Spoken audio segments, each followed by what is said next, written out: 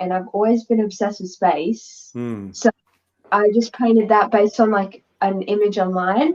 And then eventually I just started creating my own sort of world, because above me is a roof as well, because this is like a loft bed. So the roof is like lower than the Okay. rest of my room. So it's like a little cocoon that I always stay in. So painted up top is a blue sky. And then yeah, I don't know what really any of it is other than just UFOs and a vine and some other things like. That's where Uh, she lives. wow. It's a pleasure to make the acquaintance again. Hi, Todd. Good to see you. Yes. Good to see you. Oh my gosh. You know, I always look at the metrics of Soulogy just to see how things are going. And, wow, that show, it really took off. You know, I mean, it's hard to see. We stay under the radar because we're on so many platforms. So you have to add them all together and nobody can really see it. But the last time I looked, it was in the neighborhood of 7 or 8,000 views. And Wow.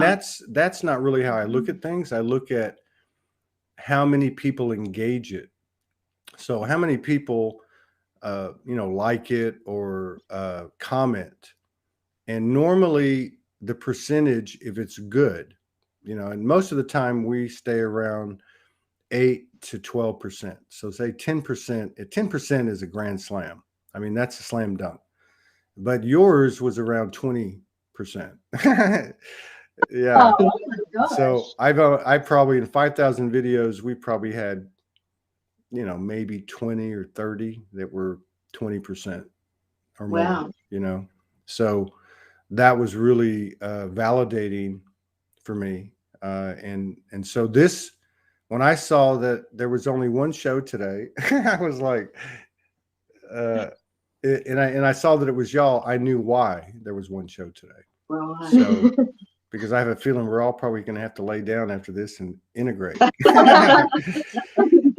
So thank you for coming on again, Juliette, and thank you for coming on, Claudia, and sharing your energy and your space with us. It's an Thanks honor. for having us. Yeah. So I can tell you that everybody's all ears. So I don't want to throw the hot No potato. pressure or anything. I don't want to throw the hot potato at you, but one of you catch it, and we can start and do whatever you want to do, whatever you want to share. Okay. Wow. I guess You really threw the hot potato at us. Well, I love these shows because as they go on, I talk less and the people talk more, which is the way it should be, Yeah. But yeah, I mean, not to put any pressure on you. I can ask questions and I will ask questions. Well, I think where I've been called, like where I'm being called to start is probably how recent times have come and like how crazy it is, because we're in Sydney, Australia. So like we're really facing the brunt of lockdowns and like restrictions and just craziness. And after our last call, actually between the time of our last call and now, I've literally just been in a state of just being closed off, because I think that last call, it was, how you said before, like we're gonna have to take a nap after this. I had to take like a nap. So yeah, it was just last night that I was actually feeling light again, because being in Sydney and like I don't watch the news, I don't go on social media really and see stuff that's going on, but mum and dad are more into that scene because they like to research like what's going on and behind the scenes of things. And so I've been hearing things from them, and just lately I don't know what's been going on, but because even my friends, like it's not just me, I think everyone is sort of just feeling so, I don't even know what word would describe it. She's really sensitive to the collective energies. I've noticed, like, Juliette will come in and say, Mum, I'm feeling this today, or I'm feeling that today. And I always know that she's feeling what's going on collectively because of, you know, each roller coaster dip or the roller coaster high. And yeah, so it's living in Sydney is difficult right now. Yeah. Yeah. I'm a big believer. Too, so What was that? There was a lag. We live in an area of concern, so the restrictions in our area are more, even more. Curfew, and you can't leave 5 kilometers away from home. It's just like, I don't know. I feel like I'm in a zombie apocalypse or something. It's crazy. Yeah. Well, you know, I just based on my own personal experience and what I'm picking up, I don't have the sensitivity that you have, but I can see.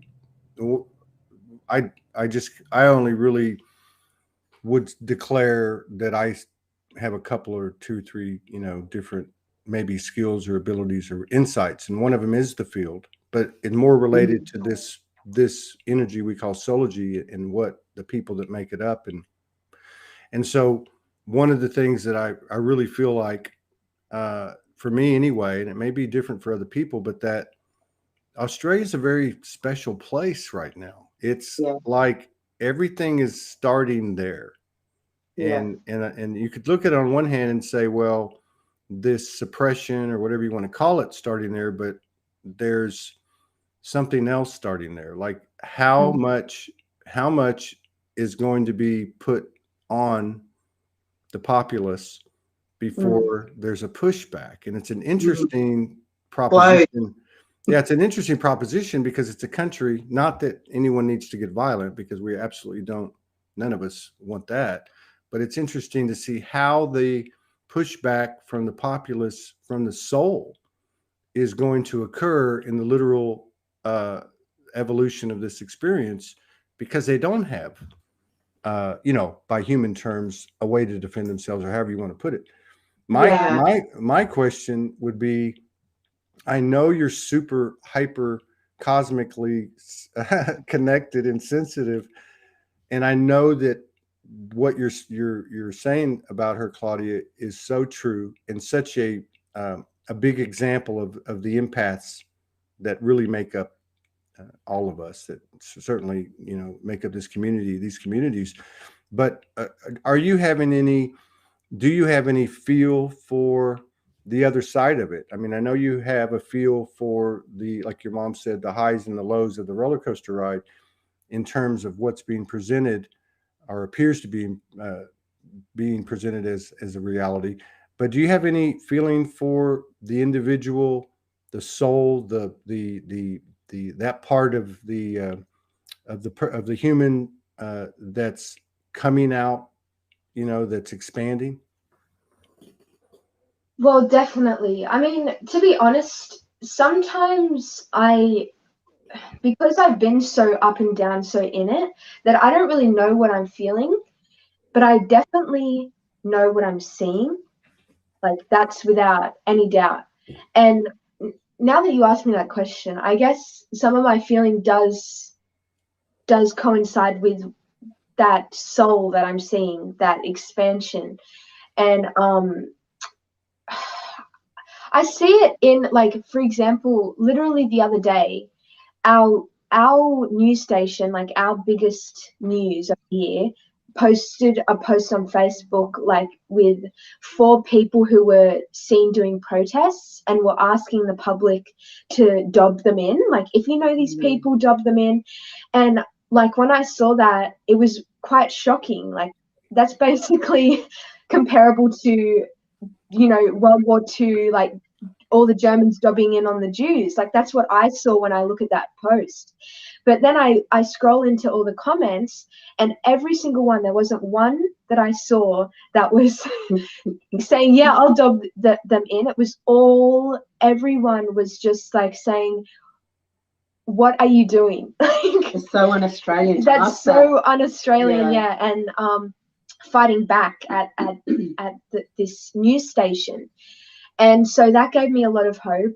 And I think I have been feeling something is coming. Like I'm walking around almost every day. I'm going out there trying to get some fresh air, and I don't know. I see it that there's something happening, and we're also preparing at home too with like food and water and stuff. But I don't know what it is. I just feel like something is coming, and it's really going to make everyone expand at a like whole new level than we already are, which I feel is still quite strong. People are really asking questions, which is good. Yeah, like my husband was down at the shops the other day buying some groceries, and all the conversations he was hearing was, why is this happening? What's going on? Why are the restrictions so? It was when they had just announced our area as an area of concern, and they had upped the fines, and they had brought in more restrictions, and people were like going, what's going on? Why is this happening? So it was the questions that we've been asking from the beginning, and the strangers on the street were asking it. Yeah, so that was really eye-opening. Yeah. And you can't help but wonder, how is this going to go down? Like we know that we're all evidently, obviously our frequencies, the frequency of the earth, I mean, the awareness, whatever you want to call it, the abilities. I mean, everyone's going to be catching up and with Juliette, you know what I mean? I mean, it's just all going to be, but you can't help but be intrigued by how is this going to happen? Is everybody one person going to step out of their house and say BS to this and just start walking down the street and break the 5-kilometer thing, and then another person, and then there's just this huge conglomerate of souls just in their own way saying no. It's inevitable. I hope you're right. I hope it is that. I hope we just all become a united front naturally, and we all just say that there's nothing to be afraid of. They can't find absolutely every person in Sydney, so let's just do this thing. Morgan put up a really good post a few days ago, and I didn't understand it at first until she explained it to me. I'm a little dense sometimes. And she was saying that in our history, when there is a crisis, we all mobilize. And it's not happening now. And I thought, well, that's kind of weird. What does that mean? Well, what she was basically saying to me was that normally we'll mobilize behind the authority that's leading us through the crisis. But now people are not mobilizing behind the authority that's leading us through this presentation of a crisis. Let's put it that way. And so that's interesting, because if you think about it, that's never happened. Because we're all called now. Each of us is being called to lead ourselves. That's what's going on now. Definitely. Yeah. So we're not getting behind one person, because each of us now is being called to say, well, you have to make that decision for yourself. You need to take responsibility for the choices that you make. Yeah. And we need to do that on a mass scale. We need to wake up to that on a mass scale. True. I totally agree with that. And it's another thing too, is, we've had so many, I'll just call them false flag frequencies presented to us. We can go back to 9/11, and you can see how less effective they've been as time's gone on.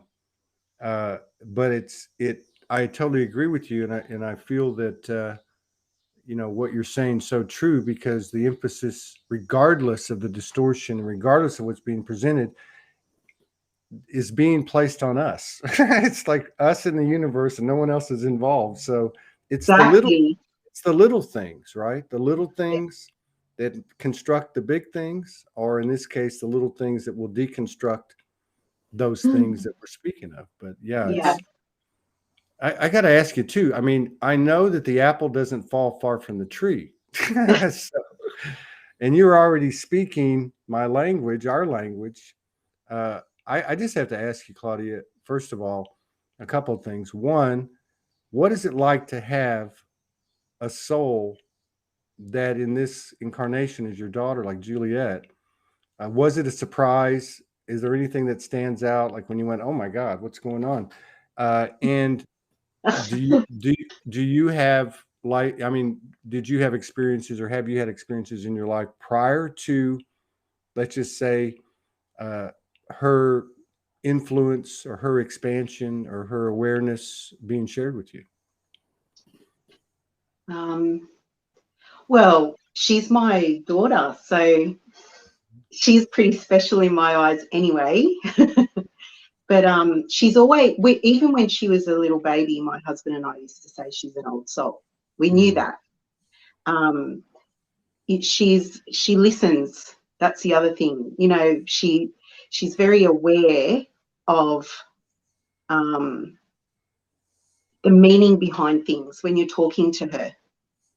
She picks up on she picks up on things when you try to explain something to her, or even when she was little. My mum used to say, my mum was very fond of trinkets. You know, her house was full of little statues and things that meant a lot to her. And when we would visit, she would take Juliette around because, of course, for a child, you know, 2 or 3 years old, all of those little shiny things were very interesting. And so my mum would take her around the house and show her everything. And she would say, but it's important that you don't break them or be rough with them. And Juliette she just was like, okay. And she never did. Like, she was just fascinated, but never was disrespectful. And even at that age, she just knew that they were special to her grandmother. So, and yeah, so she's just been like that forever since she was born. Yeah.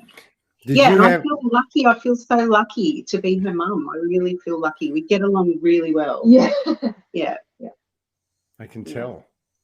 I can tell. We have right around the same time that you came on, Juliette, we had Lynn and her daughter, and I can't remember the name, but she was 12, and very much the same energy between the two of them.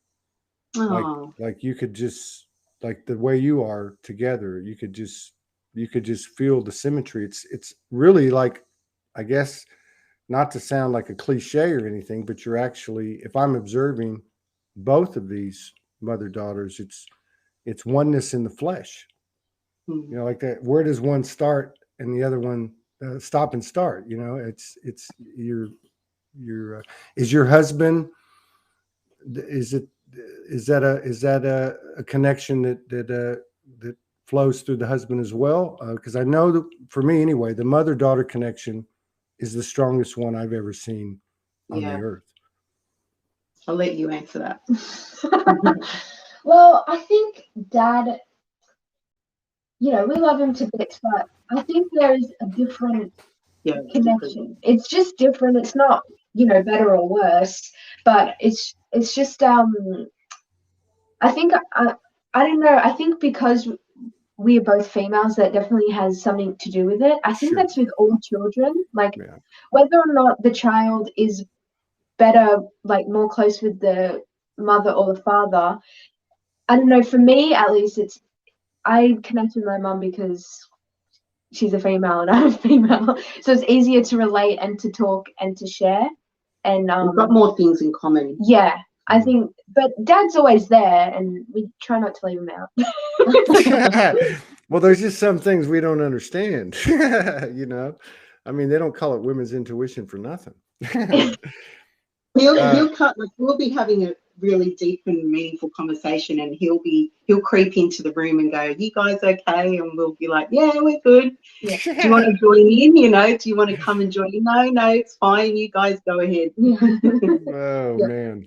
You know, there's that saying or that belief, and it's probably a reality, when people say, "Are you okay?" and they're really not. They're the ones that are not. But I don't mean that in a bad way.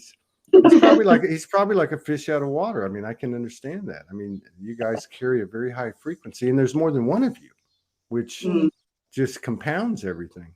Did you have any idea or any inkling when she was in the womb that something was going on? No, none.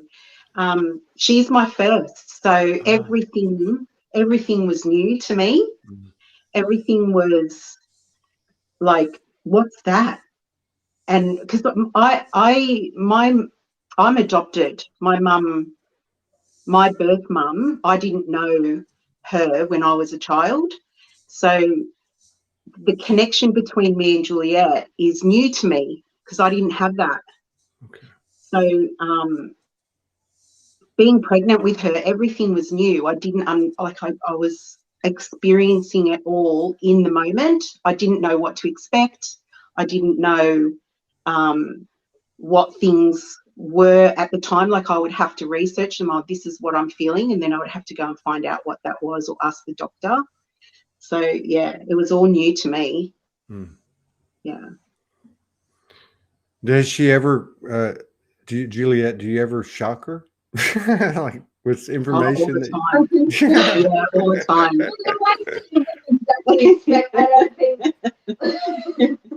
Like, I'll shock.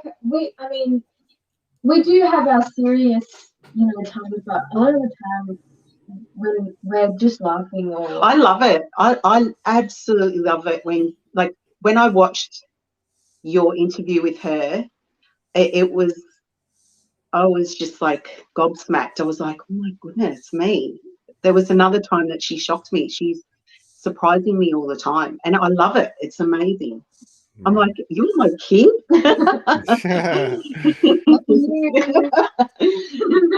But it makes her embarrassed. She gets really embarrassed. She hates it when I say it. I think just because for me, I'm not really. She's just normal to herself. I'm not really doing anything, and then I don't know. I think all the I definitely appreciate the compliments that Mum gives me and Dad gives me and other people give me, but I don't really know how to take them. Yeah. Because I don't know. It's just I just don't. For me, it's just not a really big deal because all I'm doing is just talking or whatever it may be. I'm just doing it. I'm not really thinking about it, and so when it's just can be overwhelming when everyone's like, because it's been since she was little. It's been like you're not the first one to have noticed. Put it that way. Exactly. Yeah. I mean, so basically what you're saying, Juliette, is you're just being yourself. A lot of people will come on the show over the years and they'll say, I thought everybody was like me. And then I realized one day that they're not. Have you gone through that? I guess you have. Definitely. I think actually it's been really pronounced over the past couple months. Like, something that's really set in for me is that my perspective isn't everyone's perspective, which is very obvious, but I don't know. It's not even the perspective itself. It's just the way that I view even just objects, like even if it's just, a pen or a book or something, is not the way that anybody else would perceive it.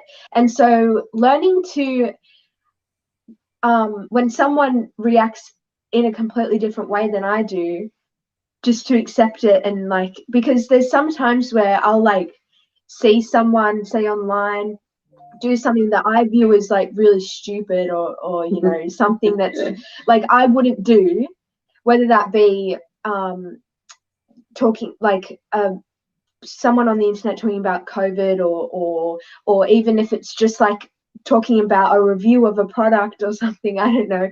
I just, when I don't agree, it's just a matter of being put into myself and recognizing that everybody else is just has completely different views on what I have, and I may never know what that's like because I only know what I'm like. So you have to stop and kind of like have a little conversation with yourself. Yeah, I don't know. It's just been a lesson of having compassion to a new level, because I've always, like recognized that people are different and had compassion for that, but not to this level. So yeah, I'm definitely learning it to a new place. Yeah, I think what's happening now in Australia is really teaching us that too, you know. Yeah, like, definitely. because there's a huge split in society between just, you know, I want this or I want that. And people are like, well, why do you want that? It was like, well, because I do. It's none of your business. And people get up in arms about it. So, you know, learning to have compassion for somebody who sees the world differently to you is, you know, what we're being called to do now. Yeah. And you're in the epicenter, or at least at a minimum, an epicenter, because I can imagine with your sensitivity, and I'm not just talking about Juliette, because obviously you're connected as well, Claudia. I mean, it must be it must be a daily, not a challenge, but I mean, it's like it's not. It sounds like it's not leaving your field. I don't know how it could, really. Yeah. I mean, if, you know, with the. So what are your approaches? You'd mentioned that you're stocking up on necessities, but I mean, is there anything else that you're utilizing within yourselves or even in your family to kind of counter what's occurring? We give each other a lot of space at home. So, and there's not a lot of rules because there's so many rules outside. So this is like a sanctuary for us. So we're very mindful of each other, that we're not constantly in each other's faces all the time. We've learned each other's boundaries and when to be there and when not to push and things like that, because the outside world is the complete opposite of that. So we've had to create that bubble for ourselves with each other inside. Wow, that's like, I don't know what else is going to be said in this show, but that's like the takeaway for me, because it's, you know, if you look at it, an individual can create that bubble for themselves. Yeah. And what you just described is what's been talked about in these communities as we've evolved. Like, we got to put up our boundaries and you got to speak, you know what I mean? And the thing about space, I mean, this is, I'd love to have a camera in your house and have a 5D reality show, because this is a 5D household. I mean, the first thing that you said was we give each other space. Yes. I mean, it's very important. That is so, you know, that is so much the opposite of what we've come out of, which is codependent frequencies. You know, you got to stay close, stay in my bucket, so I know my reality's okay. You know, don't get out. But to actually allow the space in what is not a huge environment, you know, by physical terms, is really profound, to be able to just say that, like you're saying, hey, pass the butter. You know, this is just the way it is. Yeah. But now, is that something that came on full tilt as a result of the constrictions outside of the house? Is that something that you became conscious of and said, hey, you know what, we're dealing with that energy out there, our energy in here is going to be like this? Or did it just happen naturally? No, our experience as a family in our lives has been that things have happened to us in our lives, events have happened that have prepared us for this. So I lost my dad in 2015, and that was a massive wake-up call for me. I would consider myself as unaware before then. Really? Completely unaware. I was just, you know, living my life. I thought everything was normal. And then my dad died and my family fell apart, my greater family, like my relationships with my siblings, my relationship with my mother. everything fell apart after he died. And so the things that happened to me then and the lessons that I learned then prepared me to be able to see through the distortion of what's happening now. Wow. Was I didn't know that could happen to me after my dad died. I didn't know that such I don't know, how do I put it? Like, it's just a low frequency. Yeah, I didn't know that existed before my dad died. Yeah. No, I get what you're saying. Yeah. Yeah, when everything started to happen, I started to go, hey, this isn't feeling right. This does not feel right to me. Because I think to be able to deal with all the emotions that I had for the experiences that I was having in my family, I had to go in, I had to sort my inner world out to be able to deal with the outer chaos. Wow. Yeah. So in doing that inner work for myself, it influenced everyone in the family. Yeah, because like, and I'll just say as well, another level of our life experience preparing us for now, it goes beyond just Nuno dying. It goes to when Mum was a kid and growing up with my nana. Because, okay, I'm sending love to my nana, but she was not she wasn't the easy woman to get along with. Yes. Put it that way. And for Mum, she kind of learnt by example of not doing that. And because she had that mother growing up, she promised herself, at least, sorry, I'm speaking no, to you. No, you're right. Yeah, she knows my story in and out. She promised herself that she wouldn't be like that to me and to my brother, and she would be a different mum. So growing up having the experience of my nana being her mum was another level that prepared us to now, because I think without Mum having that experience as a child, she would be a different parent, and we wouldn't be able to be in the space that we are now without that, because Mum was the first one to wake up, like at least start waking up. I think we kind of woke up all at the same time, but you were the first one to start, opening your eyes. And because Mum is the leader of the house, Mum is very much the leader. She's got beautiful feminine energy, but a lot of masculine energy too. Yeah. And I love that. Don't worry. But that's how the universe works. Yeah. God has a wife. You just don't hear from her. but he does. I am trying to balance it out, Todd. I am trying to balance it out. No, that's beautiful. Let me just say, I'm glad you have a son. I know that equalizes things for your husband and father. But it's they're also the AFL team. Those two, they're the AFL lovers in the family. Yeah. But it's also interesting too, because that would have happened when Juliette was 12, 13 years old, and she was 7. She was 7. Not when she died. Not when he died. Sorry. Oh, sorry. I thought you were talking about when Bryn was born. Oh. No. When your father transitioned 5 years ago. Yeah. So, but it's interesting too, because then Juliette said you were the first to wake up, and this is coming from an ET who obviously had some connections going on.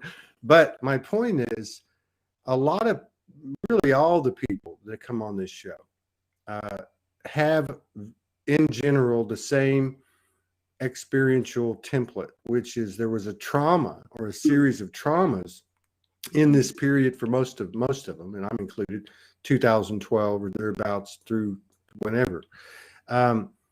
Was there a time, or when? I know there was. When was the first time? And maybe you answer the question. When was the first time that this new awareness that you came into, Claudia, and then which is the true virus, and which then infected the rest including Juliette, when did you start to utilize and pull from that higher awareness beyond yourself, like with Juliette or with the others? Yeah. Was it due to this this transition of your father, or did it come later? It came later, because it was like, the way I look at it is like a wave happened, and I was in the wave, and when the wave crashed, that was when my dad died. So there was a momentum up until that point, and then when the wave crashed or broke, I was tumbled around in that wave, and it took me a while to get my footing back. It was chaos, it was tumbling around, it was what's going on here, it was shock, it was all of those emotions. And then, as I said, I went in to do the internal work to try and figure out what was going on. And it all came to a head when it was like this emotion. I needed to clear the anger out, because the anger was blocking me, the anger of what was going on. And, you know, it was years culminated into this point. And I knew I wasn't going to be able to clear it or move through it if I didn't deal with my anger. So, you know, Kirsty and James, I was working with them, and they taught me this anger technique to get it out. And so one day I went to the beach and I stood on the cliffs at the ocean, and I just screamed at the ocean, just guttural out, you know, just all came out of me. And then I listened. So I did that out into the ocean, and then I stood there and I listened, and then all this stuff came back to me. Everything came back to me, all the truth of what was going on, polarity, about veganism, about, you know, cruelty to animals. It was just this big download of information that how could you possibly think that you're the only people who live on a planet? How could you possibly believe that? All this information just came back to me, and I was like going, what the hell? Of this? And it kind of that clearing of the anger allowed space for all of this information to download. And then it was a matter of, after that was the first step of the wave crushing, and then all of this stuff coming back to me. And then it was just a matter of time before all the dots, all the lines of communication all merged for me. And that was the David Icke video that Juliette told you about. That was when it was a video of him talking to London Real. Okay. And when I saw that video, that was when all the dots were all put together. Wow. So this would have been last year. This would have been what, March, April 2020? Yeah. Wow. So there goes pure evidence of the quantum field and the acceleration of awareness. Yeah. So, you know, and again, a lot of people that come on here, most of the people that have come on here, I guess in a way you could describe it like this. They all say, hey, I started out as Juliette. And then I was told I was crazy. So most of them weren't blessed with what you've created there and who you are. And then they have an experience like you did on this cliff. Yeah. And one way or another. And the next thing they want to do, it's so funny too, watching it over the years. I did it. Everybody did it. Because you would see these posts. They'd say, I don't understand. I'm telling everybody in my family what's going on, but nobody believes me. They all think I'm crazy. Yeah. How did that go for you? Did you have to persuade it all? I would imagine that you probably connected with Juliette first because you already knew she was an ET. But you know, but I mean, how did that go for you? Did you get any pushback from I'm talking about your immediate family and your household? No, well, I told my husband first that I'd had this revelation. Because he had done the journey with me. He knew my background. He'd been through a lot of it with me. So when I saw this David Icke video and I had this massive aha moment, I called him in and showed him the video. And he was like, wow, like, you know, like the head spinning, that sort of like reaction. And then, yeah, I think Juliette got an intuition about what we were talking about because she came into the room then. And then we talked, but Spence and I both talked to her about it. And then she was like, well, of course. She's like, yeah, of course. She's like, welcome like, to there's no head spinning. she's like, oh yeah, it's about time. Yeah, well, exactly. I can relate too because I'm in a relationship with you know, with the same energy, and it's interesting because from the get-go I knew you can't really hide anything here.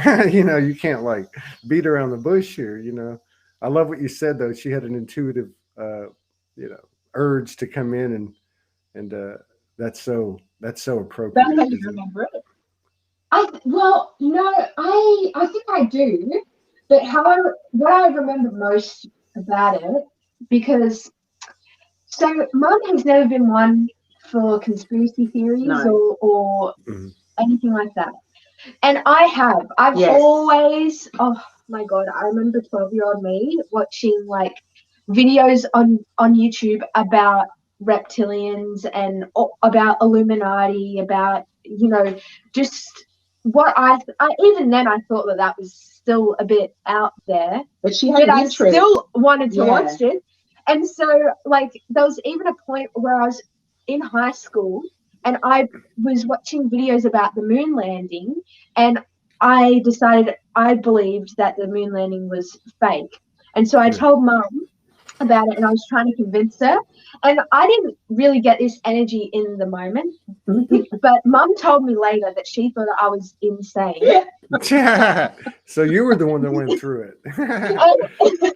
And so this is years before. But so when she finally, like, there was one day where she was telling me to watch David Icke videos about reptilians and stuff, I was like, yes, validation, you know, like I was right. But her going to do it was kind of confirmation, because I think, and it's still now, but it was even more then. I was really interwoven with Mum. Like, I was really needing Mum's opinion and approval, and it was in a way unhealthy, but it came from a place of like being wounded and wanting your mum, you know. Yeah. So like, that all sorted itself out. Yeah, it did.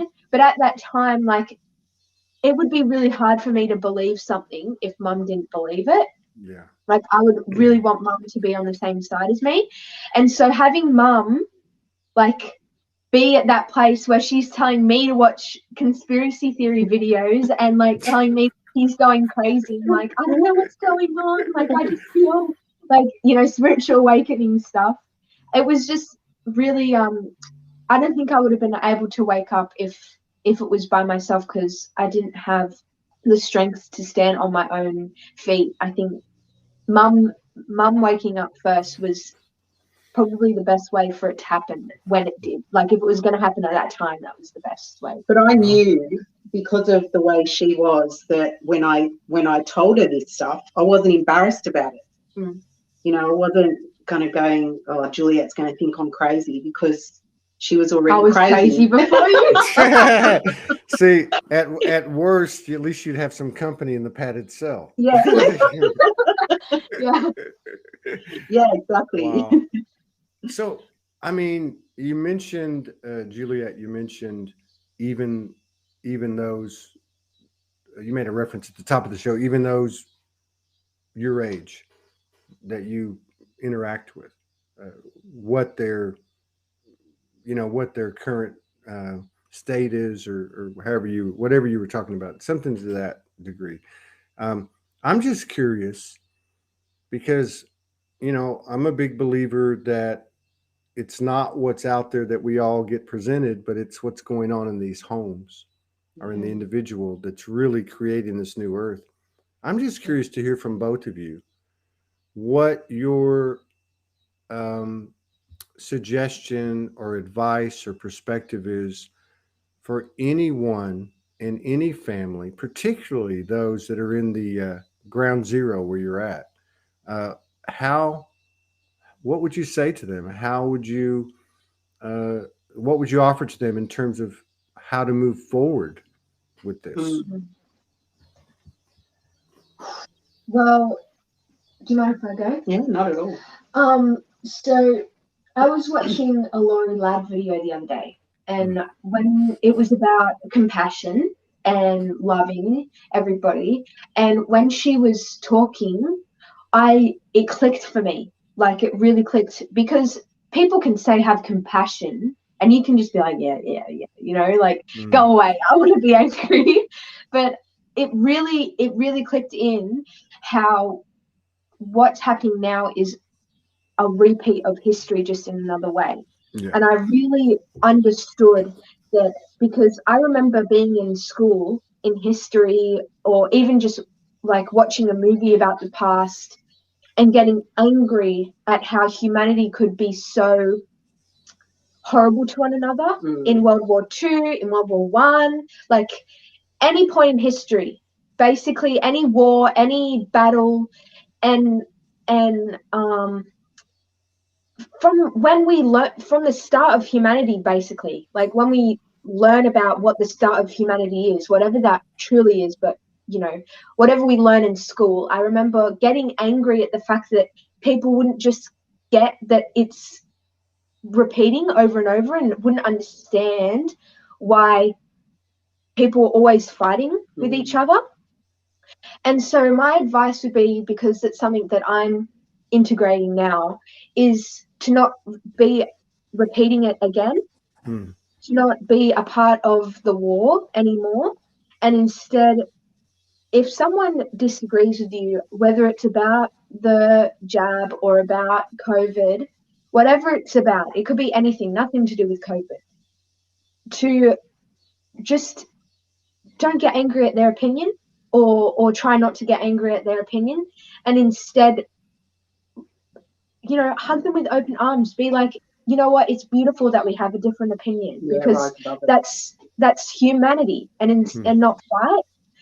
Because fighting, whether you believe your opinion is right or wrong, fighting is not going to do anything good for humanity right now, especially now. We have one enemy, and it's not each other. And we need to band together, whether your opinion is for the jab or against the jab, or to have restrictions or to not. We have one common structure that we want to pull down in some way. And I think to overcome oppression is to love one another, whether or not they agree with you, and to not play a part in the repeating of history. Yeah. I have a saying about that. Can I swear? Absolutely. This is Soulogy. F bombs are allowed. Oh no, this is an F-bomb. So my saying about that is to stop perpetuating the shit. Yeah. Mine is own your shift, which is really a play on own your shit, you know? Yes, you know, I love that.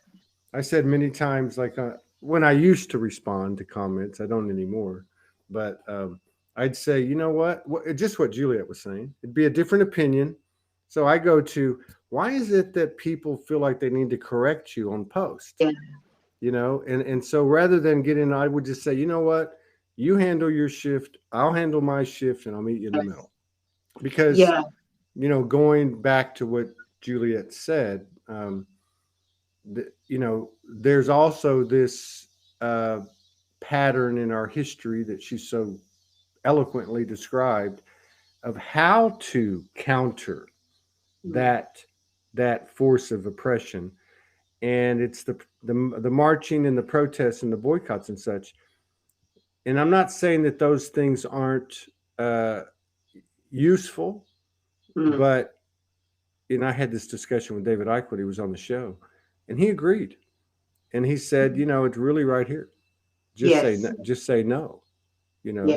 Just say no. Just say no, and and I think maybe we're being assisted by this expanded awareness because we realize, and I'm just going to say it, we can't be killed, right? I mean, that's really the primary program is that there is a death. And, and it's over. We have a saying here in Texas: stick a fork in its ass, it's done. Like when you're making a roast. But I love that. So what I would say to people, which is kind of coming on from what you're saying, it's moving on from there, is stop thinking, I should do this or you should do that. The shoulda, woulda, couldas. Get rid of all the shoulda, woulda, couldas, because any program that's laid over you through society can be unlaid. You can peel it off. And you get to decide what your household looks like. You get to decide what your marriage looks like. You get to decide on how you treat your children and what kind of relationship you have with them. Those shoulda, woulda, couldas have no place anymore. Stop thinking that there's a whole list of rules that you have to follow because you're a part of a society. As long as you're a good person and you have good intentions and you're doing the next right thing, you have to do what's right for you. If your family, like us, we give each other space, if that works for you, then do it. You don't have to be in each other's orbits all the time, every day. You can still love each other and give each other space. You create your own reality and you get to decide what that looks like. And your story about your own interaction with anger is really just a microcosm of what you're saying for the collective, but it all happens through the individual. Yes, at the individual level, exactly. And it just doesn't jive with everything that we were taught, but it is the truth, and it's actually the only thing we haven't tried, right? I mean, I did a solo the other day, and I was like, if somebody said to me that I could go to Australia tomorrow and be with Morgan, but I had to take a jab, I don't know what I would do because it really hasn't been presented. I'm not in that moment. But if I didn't get it and I didn't go see her, it would be in alignment with my heart. But if I did get it, it would be in alignment with my heart. I don't know what the answer would be because it really hasn't been presented. And as I say those words, the universe is going, you can do it if you want to. You're just thinking you got to even bring that into the proposition. And on that note, I'm curious because of the generational difference and because of your open-mindedness and your down-to-earthness, both of you, you're both anchored, and you're both obviously connected, but you're real. I'm just curious before we get out of here, what are your thoughts on the reality or possibility or the potential of those things that we thought beyond the human capabilities? And I'm talking about teleportation, telekinesis, psychic abilities, bilocation, going to Venus for dinner tonight, whatever. I'm just curious. And again, because of what you represent, and obviously the generational difference, but also the life experience, what's your take on that? What do you think in our lifetime or even in the next year or two or whatever it is? What do you think the possibilities are? Wow, I definitely believe I think it's everything is always possible now, because for me, like for example, like Beyond the Human, I've been getting into like dragons. I've been really interested by dragons, and I've always been interested through supernatural like abilities. Ever since a child, I've always wanted superpowers. And to me, I think first is recognizing that you can have all that right here, right now, without, like, you can have it in your mind, which is just as real as in your external world. It's like in Harry Potter, at the end of I think it was the last movie, Dumbledore says to Harry, "Of course it's in your head, Harry. That doesn't mean it isn't real." Yeah. And that really, like, I will always remember that line because it's so true. Like, something in your head can be more real than anywhere else. But that being said, I do also agree that as we are moving through to 5D and getting into higher dimensions, I believe that it will be easier to do things beyond do things beyond the human in the physical world. I think as time goes on and as we move through, dimensions and through higher frequencies, that it will be a lot easier to, have just an alien or some sort of creature in your bedroom or something, like, I don't know if that's what it's going to be like, but I definitely believe that it's possible. And I think it's up to the individual on how, if they really want to try to do it. Like, if you really want a pet dragon, you have to probably work for it, in these, in these lower densities. But I think it's possible. 100%. Yeah.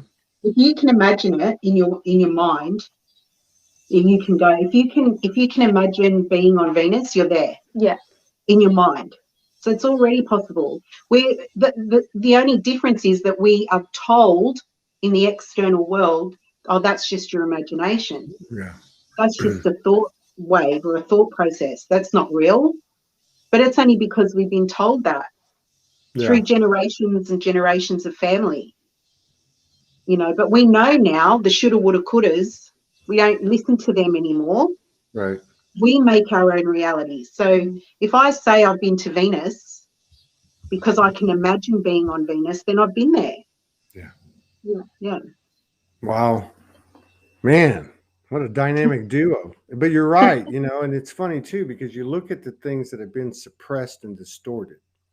The individual human, the imagination, and the sacred sexual power. Which has nothing to do with sex. I mean, it's energy of it. Yeah. That those are the things that are coming online, and really, when you get down to it, it has only to be believed in, and actually, like Juliette said, this isn't going to fall in your lap. You gotta make a saddle for the dragon and get some food prepped for it and so on, and I mean, it has to be utilized. So this is really quite fascinating. To me, this experience with you and so many lately really make everything worth it after 10 years. Oh, awesome. Wow. It's true. That's amazing. Thank you. Yeah. No, thank you, because I think I watched a couple of videos last night, and one of them was by a YouTube channel called Inspired, which is fairly new, but it's very good. They have some good stuff, a lot of David Icke stuff. And the guy was talking about, I think it's the guy that actually runs the channel with his wife, I believe, and a younger guy too. He's probably 40. And he was just explaining kind of like a state of the union, kind of a state of the ascension. And it was very down to earth. And he said, we're tired. A lot of us are tired. And so that's really what I'm speaking to, is that this type of experience, I mean, I know it's not just for me, You know, so I'm not the only one that gets teared up, because that same guttural yell that you had on top of the cliff is also where this deep love and emotion resides in all of us. And that's what this brings up. So it's a great sign, and it's a great validation for all three of us and everyone that's a part of this, which is everyone. And the other thing I saw last night was an Eckhart Tolle interview, and he said something that kind of stood out. And he said, you know, because they were talking about what's happening to the new human and so on, and he says, well, you know, I'm not a Bible person, but if you use the contemporary words to what Jesus said when he said the kingdom of heaven is within, he would say today the higher dimension of heaven, the concept, the reality is within. It's just a different language. And going back to what Juliette said about history repeating itself, well, there's another side to that.